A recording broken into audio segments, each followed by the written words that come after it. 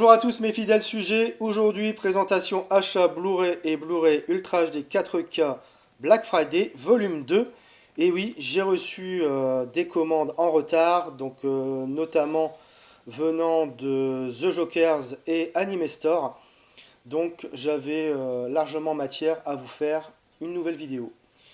Donc je commence avec un film, donc Message from the King, donc, de Fabrice De Wells. C'est un réalisateur belge, je crois, avec dans le rôle principal donc Chadwick Boseman, hein, le regretté Black Panther.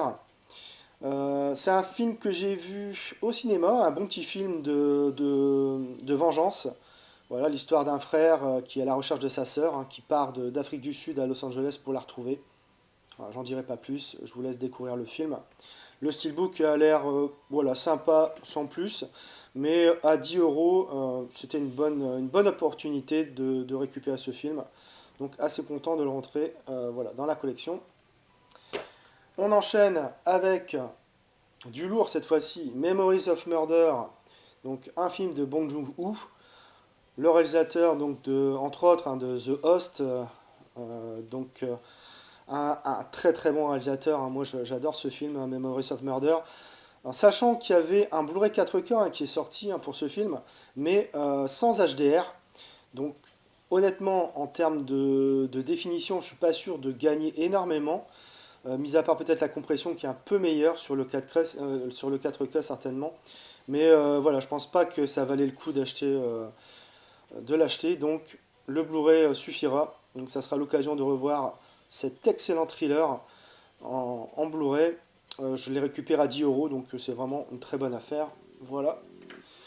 On enchaîne avec GSA de Park Chan-wook. Donc avant Old Boy et Mademoiselle.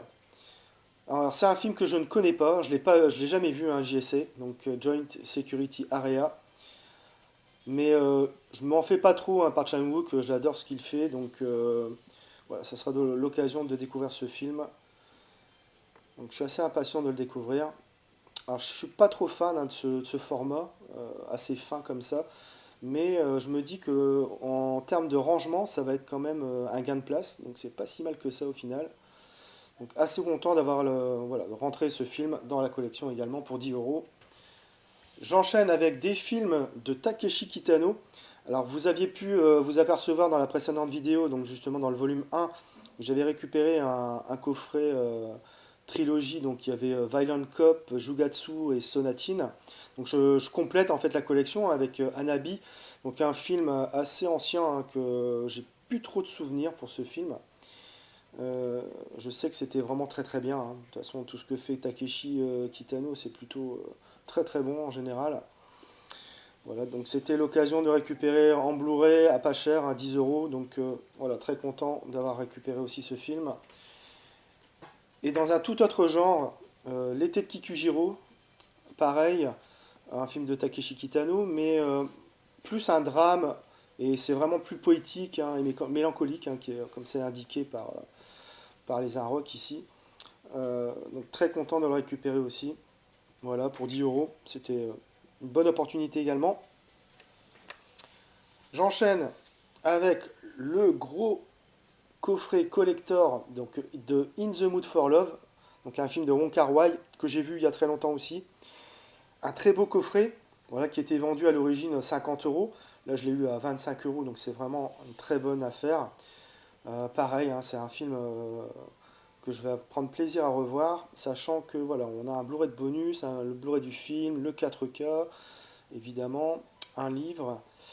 Et voilà, c'est un film qui est assez lent, assez contemplatif, hein, mais c'est un superbe film, hein. Voilà, superbe film, donc très content d'avoir récupéré cette édition collector. J'enchaîne donc cette fois-ci avec de l'animation. Le coffret collector d'Akira en 4K, donc qui est limité donc, à 2999 exemplaires. Donc moi j'ai le 832. Donc très content d'avoir récupéré Akira en 4K. Apparemment le master est très bon. Alors Akira c'est vraiment je crois le tout premier film d'animation japonaise hein, que j'ai vu à la télévision. C'est un film assez en avance sur son temps, hein. Ça avait été vraiment un choc déjà sur la forme comme sur le fond. Donc je suis très content de récupérer ce film en 4K. Et comme j'étais pas totalement satisfait de récupérer uniquement un amarré comme ça pour le film, j'ai acheté également le steelbook. Voilà, le steelbook qui est plutôt pas mal, hein, franchement. Alors évidemment, hein, il ne vaut pas le steelbook Kimchi DVD. Le Kimchi DVD est magnifique, mais introuvable ou hors de prix. Donc bah, je vais me contenter de ce steelbook. Voilà, ça fera un joli custom. Donc assez content voilà, de récupérer ces deux éditions d'Akira pour pas très cher, hein, parce que l'édition collector je l'ai récupéré à 35 euros, le steelbook je crois qu'il était à 15, donc voilà, c'est de bonnes opportunités d'achat, donc je suis très content d'avoir récupéré ces deux éditions. Et je termine donc avec l'édition collector de Cowboy Bebop. Voilà, une série d'animation, hein, que j'ai découvert sur Canal+ en 2000, donc il y a quand même plus de 20 ans. Alors c'est assez culte, hein, Cowboy Bebop, beaucoup de personnes connaissent, hein. C'est une excellente série euh, donc de Shinichiro Watanabe. Voilà, donc on suit l'histoire en fait de chasseurs de primes, hein, Spike et Jet et Faye. Et vous avez Ed aussi qui est là aussi. C'est une excellente série. Que dire de plus, hein, ça fait partie des. Je crois qu'elle a été citée la deuxième meilleure série d'anime du monde. Donc franchement, voilà, très content d'avoir récupéré cette édition collector. Ça va être un plaisir de revoir cet anime. Voilà, c'est tout pour cette vidéo. J'espère que vous l'aurez apprécié. Abonnez-vous, likez, partagez. On se retrouve très bientôt pour une nouvelle vidéo.